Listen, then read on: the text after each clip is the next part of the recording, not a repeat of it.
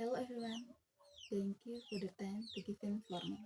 Now, I will introduce my family members today.